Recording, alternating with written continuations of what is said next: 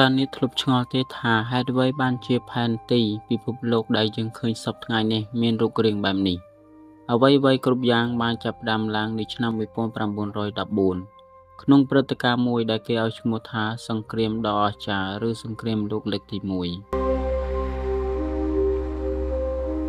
វាគឺជាសង្គ្រាមដែលមិនធ្លាប់មានពីមុនមកក្នុងប្រវត្តិសាស្ត្រមនុស្សជាតិដែលមនុស្សស្លាប់ជាង16លាននាក់និងបានធ្វើឲ្យចក្រភពធំៗដួលរលំត្រឹមមួយប្រពេចភ្នែកតែប៉ុណ្ណោះ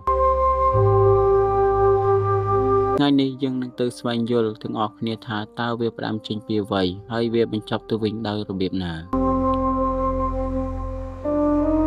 នៅដើមសតវត្សទី20អឺរ៉ុបប្រៀបដូចជាធុងបារីស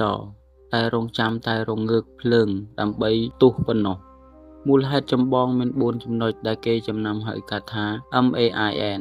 1យោធានិយមការប្រកួតប្រជែងសភាវុធ 2សម្ព័ន្ធភាពការបែងចែកបកពួកអាល្លឺម៉ង់អូទ្រីសជាមួយនឹងបារាំងរុស្ស៊ីអង់គ្លេស 3អាណានិគមការដណ្ដើមទឹកដីគ្នា 4ជាតិនិយមការចង់បានឯករាជ្យរៀងៗខ្លួននៅថ្ងៃទី28ខែមិថុនាឆ្នាំ1914ព្រះអង្គម្ចាស់រាជទាយាទនៃចក្រភពអូទ្រីសហុងគ្រីត្រូវបានគេលួចធ្វើឃាតនៅទីក្រុងសារ៉ាជេវ៉ូព្រឹត្តិការណ៍នេះជារងើកភ្លើងធ្វើឲ្យមហាអំណាចទាំងអស់លុតចូលក្នុងសង្គ្រាមតាមកិច្ចព្រមព្រៀងសម្ព័ន្ធមិត្តរៀងៗខ្លួនសង្គ្រាមនេះខុសពីសង្គ្រាមមុនវាគឺជាសង្គ្រាមលានដ្ឋានទាហានរាប់លាននាក់រស់នៅក្នុងរណ្ដៅដីដ៏កខ្វក់ប្រឈមនឹងជំងឺសត្វកណ្ដុរនិងការបាញ់បោះមិនឈប់ឈរបច្ចេកវិទ្យាថ្មីៗត្រូវបានយកមកប្រើជាលើកដំបូងដូចជារថក្រោះយន្តហោះចម្បាំងនាវាមួយទឹកនិងអ្វីដែលគួរឲ្យខ្លាចបំផុតនោះគឺឧស្ម័នពុលនៅសមរភូមិភាគខាងលិចបារាំងនិងបែលហ្សិកខ្សែត្រៀមជួបមុខស្ទើរតែមិនរំកិលទៅណាសោះអស់រយៈពេលរាប់ឆ្នាំបើទោះបីជាមានការបាត់បង់ជីវិតមនុស្សរាប់ខ្សែនាក់ក្នុងមួយថ្ងៃក៏ដោយមកដល់ឆ្នាំ1917រុស្ស៊ីបានដកខ្លួនចេញពីសង្គ្រាមដោយសារបដិវត្តន៍ក្នុងស្រុកអាល្លឺម៉ង់ស្មានថាខ្លួននឹងឈ្នះប៉ុន្តែពួកគេបានបង្កកំហុសដ៏ធំមួយការប្រើនាវាមួយទឹកបាញ់កំទេចនាវាស៊ីវិលនិងការប៉ុនប៉ងអូសទាញមិចស៊ីកឲ្យប្រឆាំងនឹងអាមេរិកបានធ្វើឲ្យសហរដ្ឋអាមេរិកសម្រេចចិត្តលូតចូលទៅក្នុងសង្គ្រាមនៅខាងក្រុមសម្ព័ន្ធមិត្តការមកដល់នៃទាហានអាមេរិកស្រស់និងស្បៀងអាហាររូបតោនបានធ្វើឲ្យជញ្ជីងសង្គ្រាមផ្អៀងទៅរកជ័យជំនះ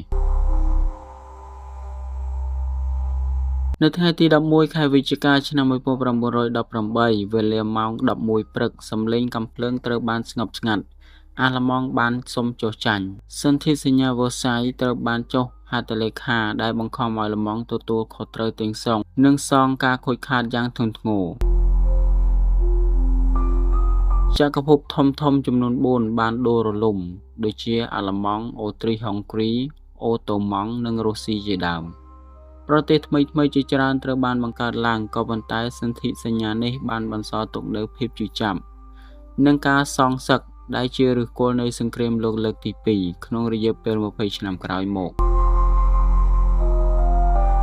សង្គ្រាមលោកលើកទី1គឺជាមេរៀនដ៏ជូរចត់មួយដែលបង្ហាញថាចំនួនតូចមួយអាចរីកធំបង្កជាគ្រោះមហន្តរាយជាសកលបានប្រសិនបើយើងខ្វះការចរចានិងការយោគយល់គ្នាតើអ្នកយល់យ៉ាងណាដែរចំពោះព្រឹត្តិការណ៍នេះសូមបញ្ចេញមតិនៅខាងក្រោមហើយកុំភ្លេចចុច like និង Subscribe ដើម្បីទទួលបានវីដេអូប្រវត្តិសាស្ត្រថ្មីៗទៀតសូមអរគុណ